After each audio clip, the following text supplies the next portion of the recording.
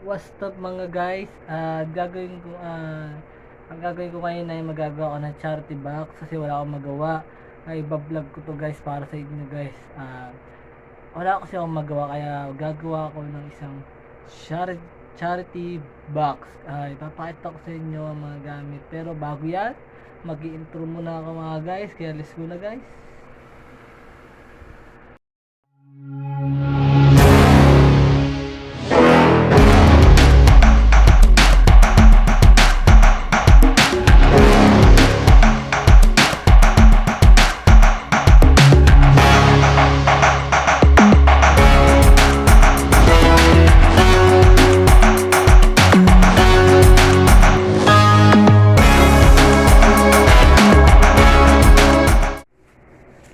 Ito guys, ang gagamitin natin guys, bond paper. Ayan. At double-sided at tape. Siyempre, meron din tayo dito pentel pen, glue. Siyempre, tape din uli. At ilalagay natin ang ating logo ng Lagunanse, Team Lagunanse Vlogger PH. Yan, siyempre, may pan-design din tayo. Ayan. Ayan ang gagamit. At meron din tayong box na pwede natin gamitin guys. Ayan. Resume na guys. Gagawa na tayo.